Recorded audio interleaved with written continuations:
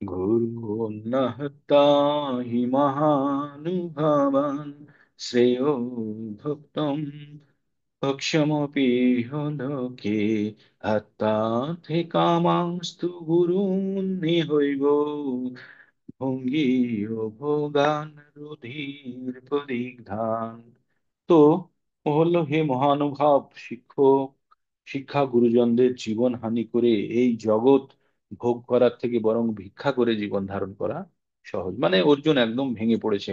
ও কোনো অবস্থাতেই আর গুরুজনদের প্রতি হত্যা করার কথা ভাবতেই পারছে না। তাই ভাবছে যে আমি বরং ভিক্ষা করে আমি জীবনযাপন করব। আর এদের গুরুজনদেরকে যদি হত্যা করি তাহলে এই সমস্ত জায়গা রক্তে ভেজা হবে, আমাকে সবসময় সেটা স্মরণ করাবে, সেটা কোনো মানবিক কাজ হবে না। এই বলে সে মনে মনে ভেঙে পড়লো। তারপরে ওর মনে হচ্ছে যে আমাকে মেরে ফেলবে না, আমি তাদেরকে মেরে ফেলবো, তার থেকে মরে যাওয়াই ভালো।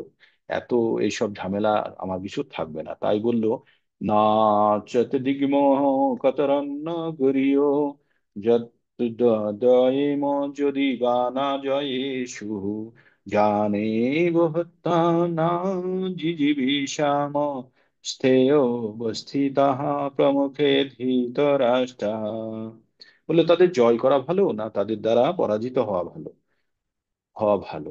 যদিও তা আমি বুঝতে পারছি না। এই রণাঙ্গনে আমার সামনে উপস্থিত রয়েছেন ধৃতরাষ্ট্রের পুত্ররা। তাদের হত্যা করা হলে আমার আর প্রাণে বেঁচে থাকতে ইচ্ছা করবে না। মানে ও একদম মনের দিক থেকে প্রচন্ড ভাবে ভেঙে পড়েছে। তারপরে যেটা ফাইনাল কথা, এই শ্লোকটি আপনাদের প্রত্যেককে মুখস্থ করতে হবে। এই শ্লোকটি কি? 7 নম্বর, সবাই আমার সঙ্গে বলুন। কার্পণ্য দোষ উপহত স্বভাব পৃচ্ছামি তম ধর্ম সম্মূঢ় চেতা যশ্রেয় সন্নিশ্রিতং ব্রূহি তন্মে শিষ্যাস্তেহং সাদিমাম তাম প্রপন্নাম। এখানে খুব গুরুত্বপূর্ণ ভাবে বলছে, কার্পণ্যজনিত দুর্বলতার প্রভাবে আমি এখন কিং কর্তব্য বিমূঢ় হয়ে পড়েছি। হুম, আমার কর্তব্য সম্বন্ধে আমি সম্পূর্ণ বিভ্রান্ত হয়ে তোমাকে জিজ্ঞেস করছি, এখন আমার কি করা উচিত, আমার পক্ষে কি শ্রেয়স্কর। এখন আমি তোমার শিষ্য এবং সর্বতোভাবে তোমার শরণাপন্ন। দয়া করে তুমি আমাকে শিক্ষা দাও। কে বলল? অর্জুন। তো আপনাদের কালকে আমি এই 7 নম্বর শ্লোকটা নিয়ে বিশদ আলোচনা করেছি। তো আজকে আর ওর মধ্যে ঢুকবো না, কারণ যাদের আরো 7 নম্বর শ্লোকের ব্যাখ্যা দরকার সেটা আগার কালকে রেকর্ডিংটা দেখে নিতে পারবেন। তবু একটি কথা কালকে রয়ে গেছিল, সেটা এখন একবার একটু বলে দিই।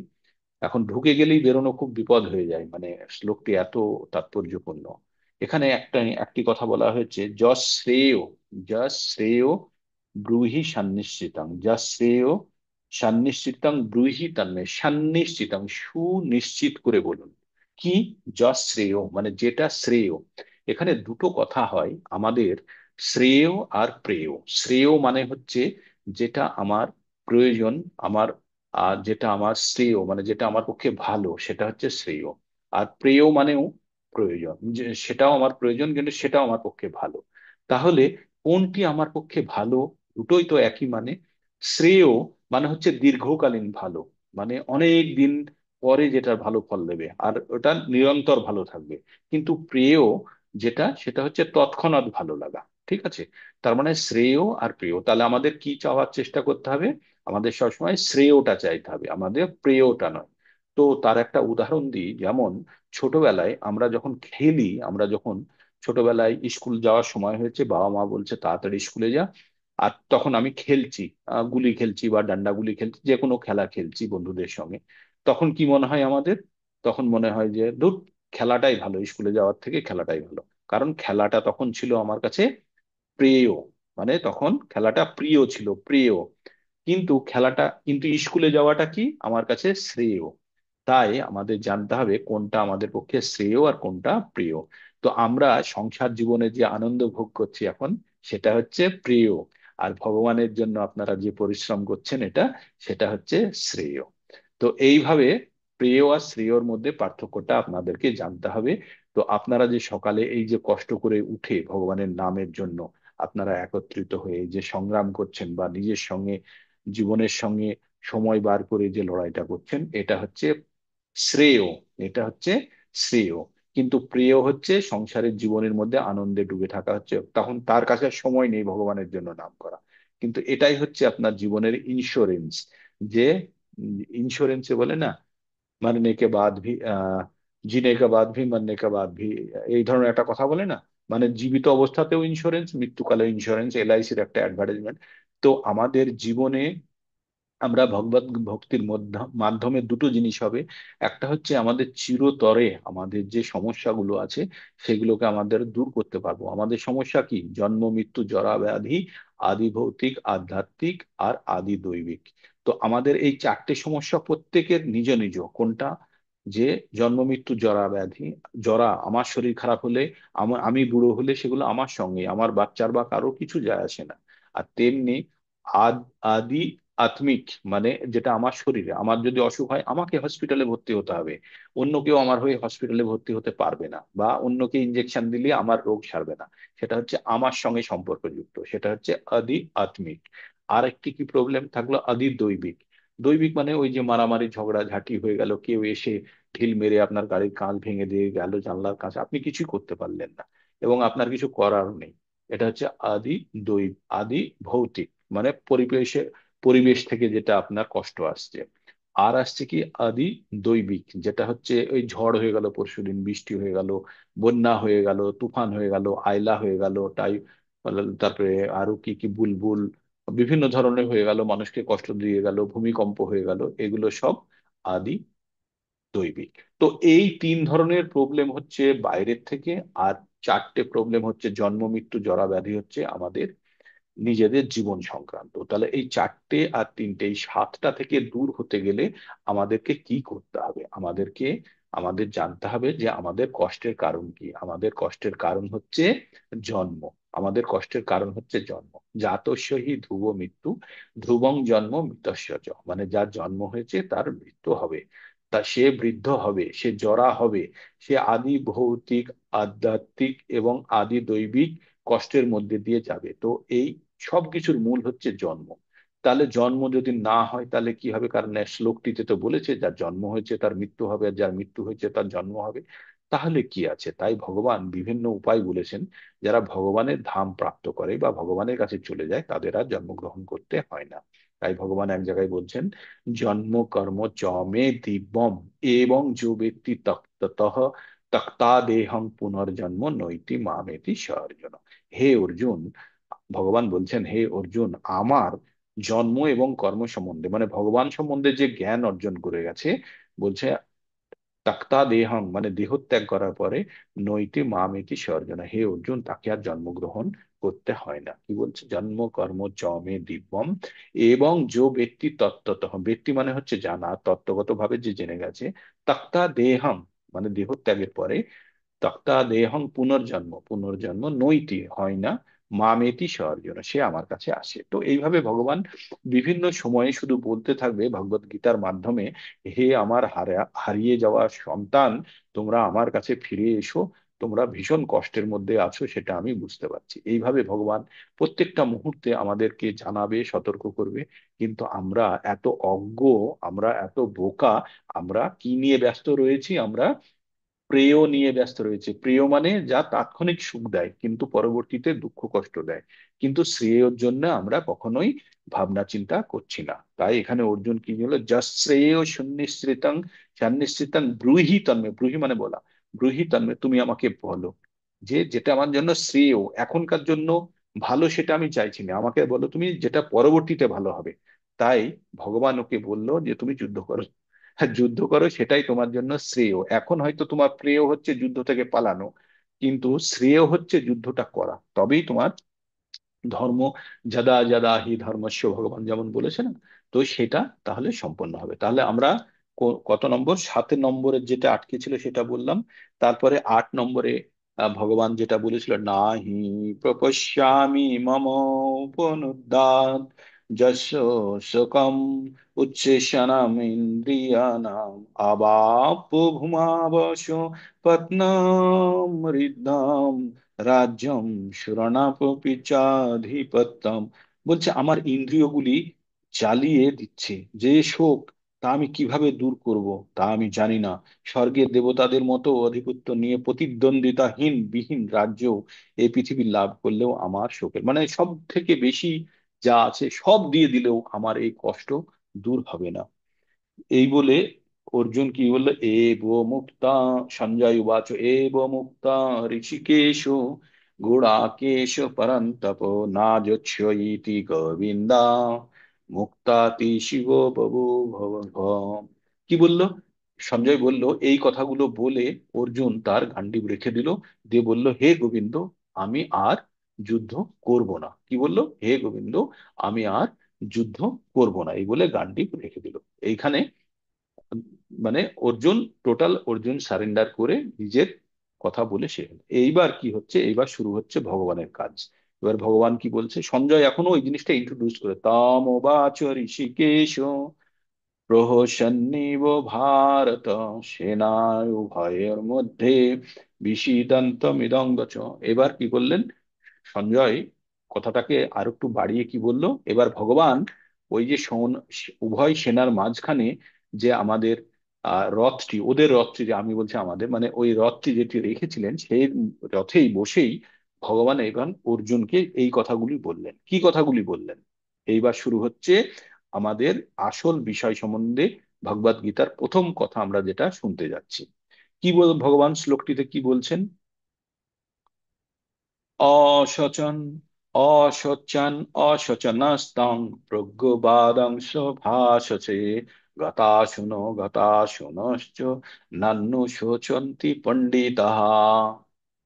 অশোচন অশোচনস্তং প্রজ্ঞবাদংশ ভাষসে গতাশুনো অগতাশুনশ্চ নন্নু শোচন্তি পণ্ডিতাঃ। ভগবান বললেন, তুমি প্রাজ্ঞের মতো কথা বলছো, তুমি জ্ঞানীর মতো কথা বলছো, অথচ অথচ তোমার কি করা উচিত কি করা উচিত না সেই সম্বন্ধে তোমার জ্ঞান নেই। যে জ্ঞানী, যে পণ্ডিত, সে কখনো মৃত বা জীবিত বস্তুর জন্য সে কখনো শোক করে না। এখানে খুব গুরুত্বপূর্ণ কথা, যে যে যে পণ্ডিত বা জ্ঞানী সে কখনো মৃত বা জীবিত বস্তুর জন্য শোক করে না।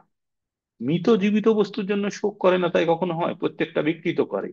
তাহলে মৃত আর জীবিত কাকে বলে? মৃত কে? যার মধ্যে আত্মা নেই তাকে বলা হয় মৃত, আর যার মধ্যে আত্মা আছে তাকে বলা হয় জীবিত। তাহলে আমরা যে প্রত্যেকটা মুহূর্তে আমাদের সম্বন্ধে বলি আমি আমি আমি আমি আমি করে যাচ্ছি, আমিটাকে, আমিটাকে সেই আমি জানার চেষ্টা করতে হবে। প্রথমত বলি, এইটা আমার হাত, এইটা আমার মাথা, এইটা আমার নাক, এইটা আমার চশমা। এই চশমাটা কি আমি? না। এই হাতটা কি আমি? না। এই মাথাটা কি আমি? না। তাহলে আমি কে?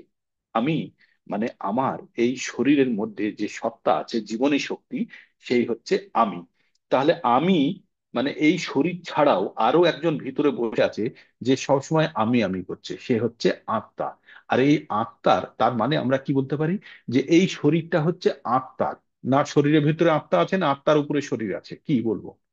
আত্মার একটা শরীর আছে, না শরীরের একটি আত্মা আছে? আমরা বলবো আমি মানে আত্মা, আমার একটি শরীর আছে।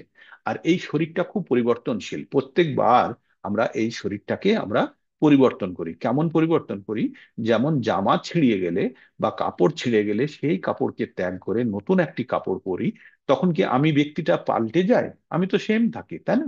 আমার আমার তো কোনো পরিবর্তন হয় না। আমি যখন জামা কাপড় চেঞ্জ করে ফেললাম, পুরোনো কাপড় ফেলে দিয়ে, ছেঁড়া কাপড় ফেলে দিয়ে নতুন কাপড় পরে নিলাম, তখন কি আমি পাল্টে গেলাম? না, শুধু কাপড় পরিবর্তন করলাম। তেমনি আমাদের আত্মা আমাদের এই শরীরকে শুধু ত্যাগ করে, করলে আত্মা পাল্টায় না, আত্মা সেই একই আত্মা থাকলো। বারবার শুধু সে কি করে, শরীরটা পরিবর্তন করতে থাকে। যেমন ছিন্ন বস্ত্র ত্যাগ করে আমরা নতুন বস্ত্র পরি, তেমনি এই শরীরটা যখন জরা জীর্ণ ব্যবহার অযোগ্য হয়ে যায়, তখন আমরা ত্যাগ করে নতুন একটি শরীর ধারণ করি। হুম। তাই অর্জুনকে ভগবান বলল যে তুমি এমন জিনিসের জন্য শোক করো না।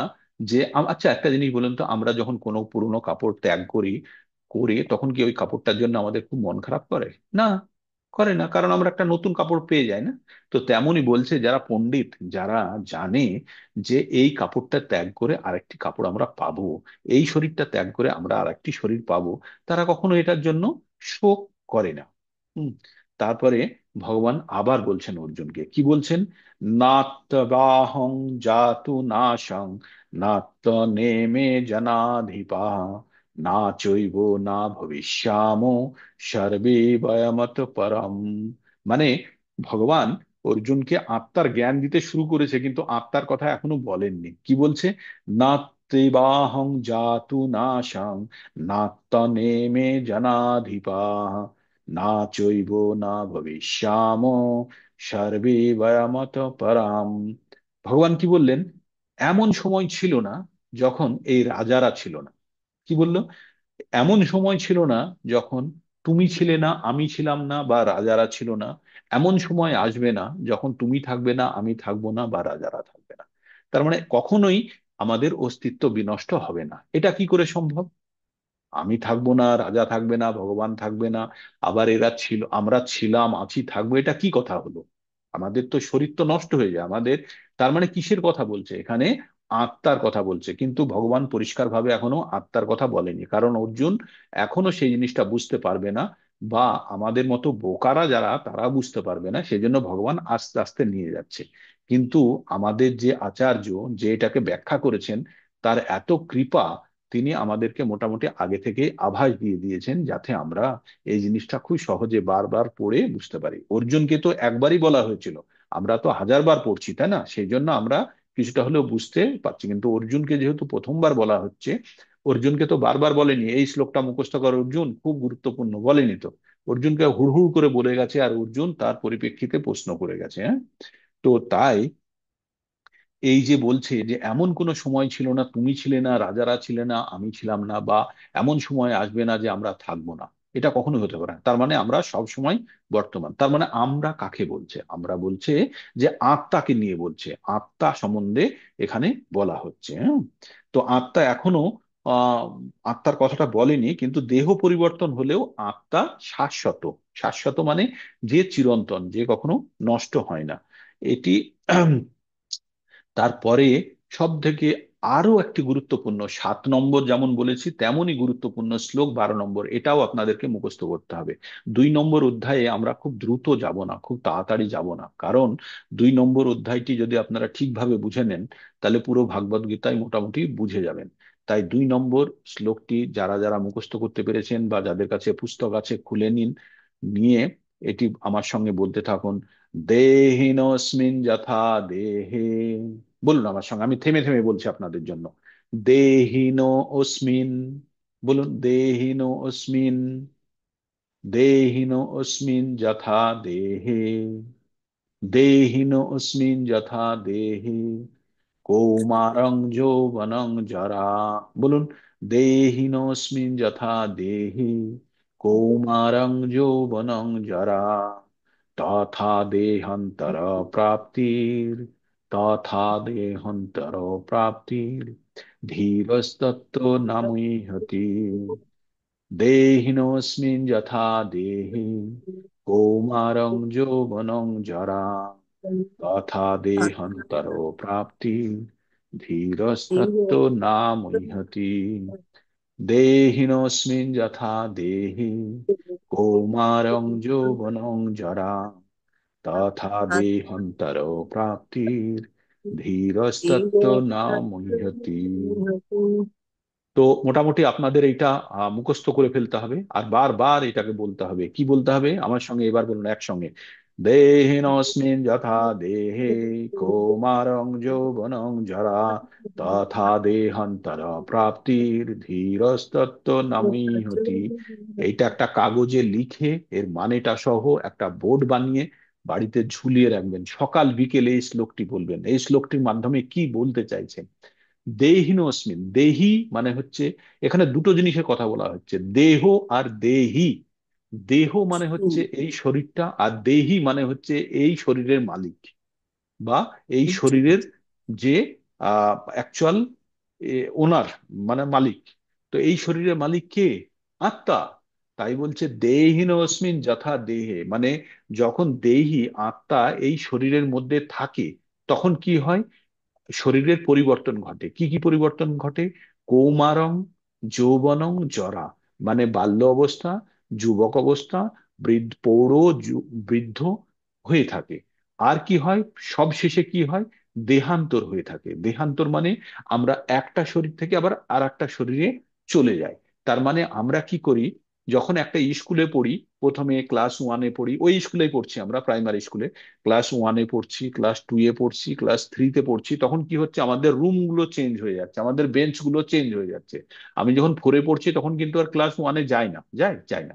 তো আমাদের পরিবর্তন হয়ে যাচ্ছে।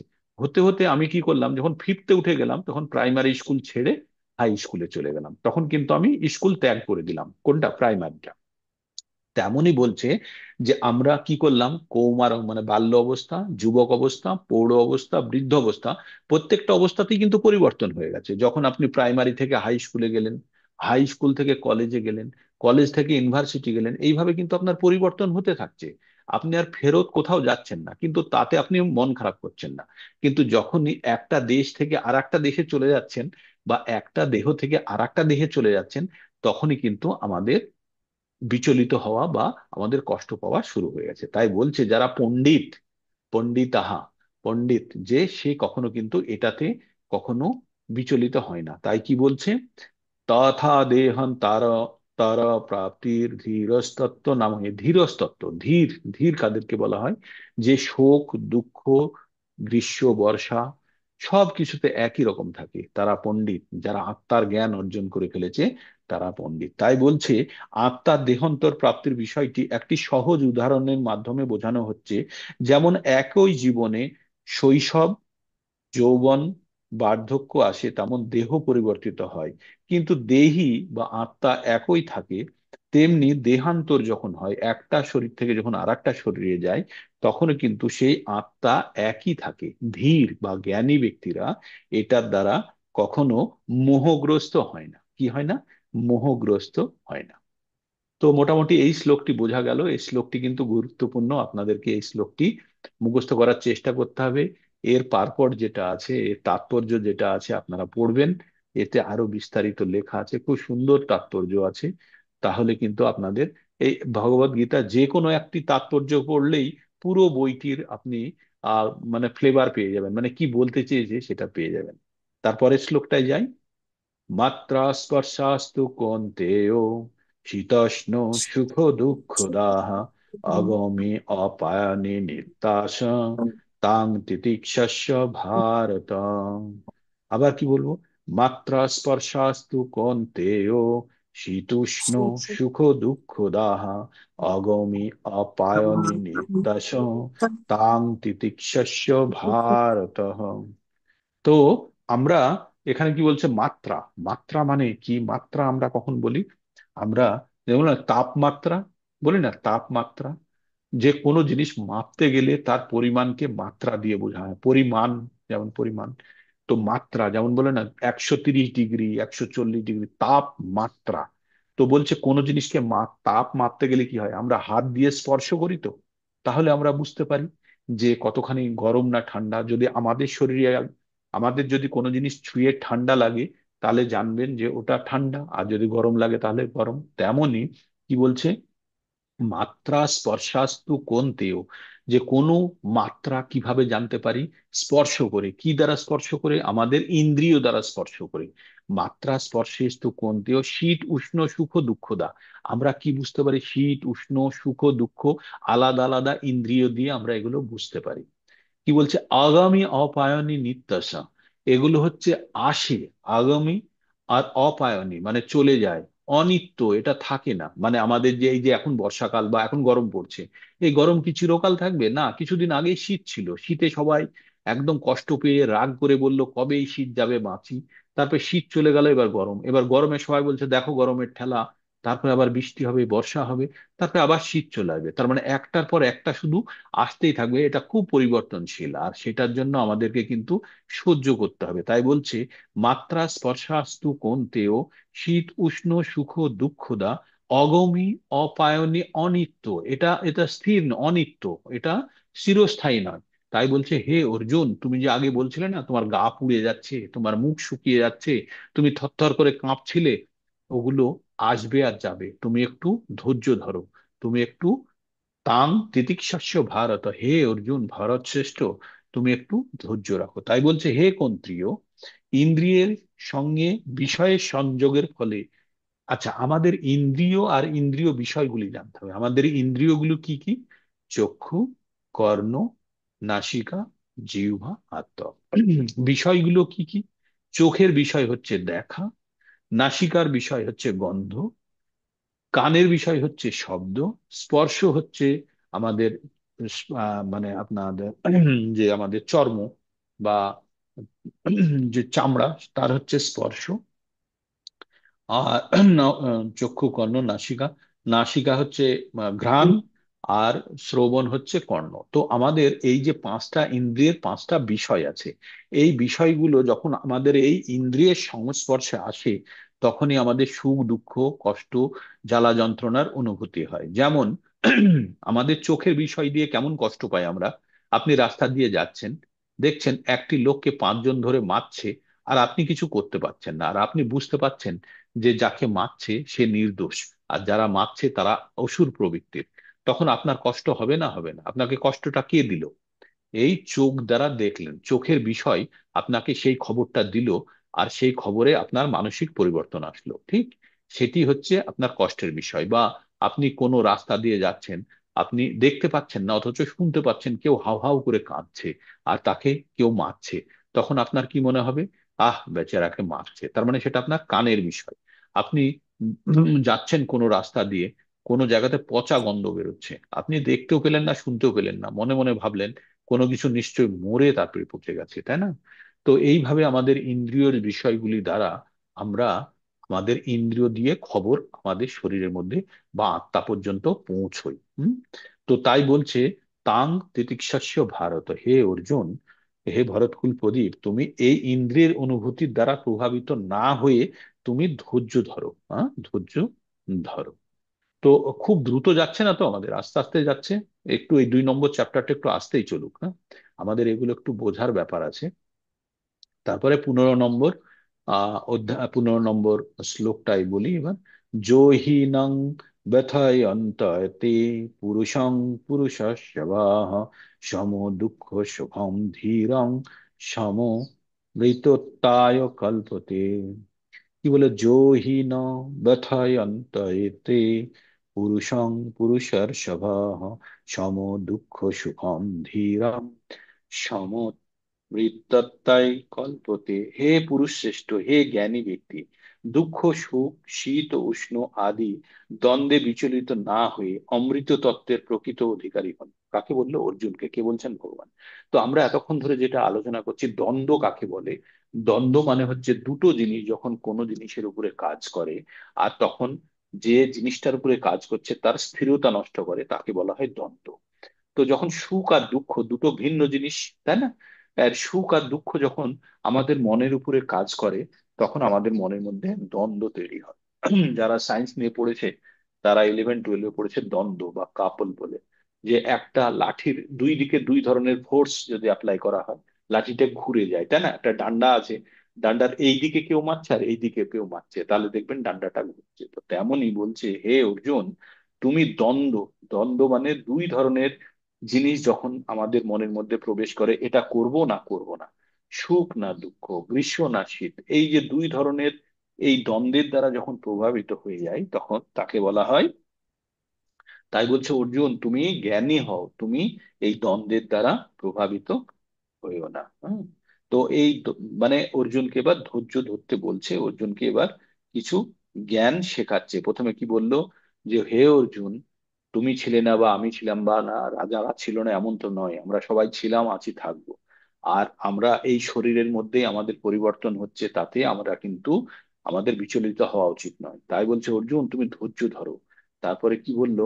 সুখ দুঃখ সব অবস্থায় যে একই রকম থাকতে পারে, অবিচলিত থাকতে পারে, বা থাকার চেষ্টা করো। তুমি এই দ্বন্দ্বে বিচলিত না হয়ে তুমি অমৃত তত্ত্বের প্রকৃত অধিকারী হও। কি অমৃত তত্ত্ব, এবার অমৃত তত্ত্বটা বলবে ভগবান। ভগবান কি বলছেন? না শত বিদ্যতে ভাব, না ভাব বিদ্যতে শতঃ, উভয়েরপি দৃষ্টান্ত স্তনয়স্তত্ত্ব দর্শবিহি। কি বললো এখানে? না শত বিদ্যাতে ভাবো, না ভাবো বিদ্যাতে শত। শত মানে হচ্ছে চিরকাল যে জিনিসটা আছে, শত। আর অসৎ মানে যেটা ক্ষণস্থায়ী। আমাদের মধ্যে আমাদের দুটো, আমরা শরীর আর আত্মা যদি নিয়ে নিই, তাহলে এখানে সৎকে, সৎকে এখানে চিরস্থায়ীকে আত্মা, আর অস্থায়ীকে আমাদের শরীর। তাই বলছে না শত বিদ্যাতে ভব, বলছে। আর কি বলছে? না ভাব, না ভাব বিদ্যাতে শত, বলছে যে এমন সময় নেই যে এই শরীর, এই শরীর কোনোদিন চিরস্থায়ী হবে না, এটা অস্থায়ী। আর এমন কোনো সময় আসবে না যেটা আত্মা থাকবে না, কারণ ওটা স্থায়ী। তাই এখানে বলছে। আর উভয়রূপী দৃষ্টান্ত, এই উভয় মানে এই ধরনের যে উদাহরণ দেওয়া হচ্ছে, এটা যারা স্তন্যস্তত্ত্ব দর্শী, যারা পণ্ডিত, তারা এটাকে খুব ভালোভাবে বুঝতে পারে। তাই বলছে তুমি পণ্ডিত হও, হয়ে জিনিসটা বোঝার চেষ্টা করো। তাই বলছে যারা তত্ত্বদ্রষ্টা, তারা সিদ্ধান্ত করেছেন যে অনিত্য জড়বস্তুর স্থায়িত্ব নেই, অনিত্য জড়বস্তুর কি আমাদের শরীর, আর নিত্য বস্তুর আত্মার কখনো বিনাশ নেই। না শত বিদ্যতে ভব, না অসত, না অসত বিদ্যতে ভব। অসৎ যেটা মানে অস্থায়ী, বিদ্যতে মানে থাকে না, ভব মানে চিরকাল থাকে না। না অভাব বিদ্যতে শত, আর যে শত সে কখনো, সে কখনো নষ্ট হয় না। উভয়রূপী দৃষ্টান্ত স্তনয় তত্ত্বদর্শবিহি, যারা প্রকৃত জ্ঞানী তত্ত্বদ্রষ্টাগণ, তারা উভয় প্রকৃতির যথার্থ স্বরূপ উপলব্ধি করে এবং এই সিদ্ধান্তে উপনীত হয়েছে। তো যারা তত্ত্বজ্ঞানী, যারা জ্ঞানী, তারা দুটো জিনিসই জানে। কোন জিনিসটা জানে? যে কোনটা সৎ আর কোনটা অসৎ। তারা এটাও জানে যে অসৎ সে চলে যাবে, আর সৎ চিরস্থায়ী হবে। অসৎ কি এখানে আমাদের শরীর, আর সৎ কি আমাদের আত্মা। তাই সেই নিয়ে তত্ত্বজ্ঞানীরা এটা বলেছেন, তা নিয়ে তোমার কিন্তু বিচলিত হওয়া উচিত নয়। তারপরে আরো আগে যাব না, এখানে থেমে যাব? বেশি স্পিড হয়ে যাচ্ছে না? ঠিকঠাক বুঝতে পারছেন আপনারা? কেউ যদি কিছু বলতে চান। ঠিক এখানেই আছে, ঠিক আছে প্রভু। থেমে হ্যাঁ। যাব, থেমে যাব। হ্যাঁ। তাহলে এখন 17 সবার পর্যন্ত। সবার কথা চিন্তা করতে হবে তো, সব তখন হ্যাঁ হ্যাঁ, সেই জন্য তাহলে 17, 17 থেকে আবার কালকে শুরু হবে। ধীরে ধীরে একটু এগোই আমরা। একটু একটু ধীরে ধীরেই চলি, হ্যাঁ। আর বারবার বলে বলে আপনাদের মাথাতে ওই একই জিনিস আবার কালকে আবার একটু পিছন থেকে রিপিট করে নিয়ে চলবো, ঠিক আছে? খুব ভালো। খুব ভালো লাগছে, অ্যাটেন্ডেন্স 25 জনের হয়ে গেছে, 26 জন পর্যন্ত গেছিল। খুব আনন্দিত হই মন। হ্যাঁ। আর একবার আপনারা পারলে ক্যামেরা অন করে নিন, সবারই যার যার পারি একবার ছবি তুলে নিই একটা, নিয়ে তারপরে আর কয়েক মিনিট, 1 মিনিট 2 মিনিট কথা বলে, যাদের যাদের কোনো জায়গাতে অসুবিধা হলে বলুন, বা যাদের যাদের কাছে পুস্তক নেই তারা প্লিজ একটি গ্রন্থ আপনাদের হাতে আনিয়ে নিন, না হলে কিন্তু এই এটাকে উপলব্ধি করতে পারবেন না। এটাকে পড়লে, আমি বলছি তো, 6 মাসের মধ্যে আপনারা ভগবত গীতায় এমন শিখবেন যে আপনারা অন্য কেউ পড়াতে পারবেন। হ্যাঁ, এটা and এটা খুব প্রয়োজন। আর ক্লাসের মধ্যে আপনাদের যদি কখনো, হ্যাঁ, আর কারো অন করা আছে ক্যামেরা, যদি অন করার থাকে অন করে দিন, তাহলে আমি একটা স্ন্যাপ নিয়ে নিতে পারি। তাহলে আমারও ভালো লাগবে। আমি আবার আমার গুরুদেরকে পাঠাই যে এই এই এতজন আমার টিমে হয়েছে বলে, তাও খুব খুশি হয়। এবং খুশি আলটিমেটলি ভগবানের খুশিতেই পরিণত হবে। ঠিক আছে, তো খুব ভালো লাগছে।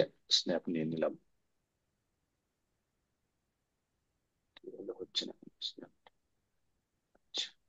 তুমি আবার হিন্দি ক্লাস করো তাই দেখো। তো আপনাদের কারো কিছু প্রশ্ন আছে এবার?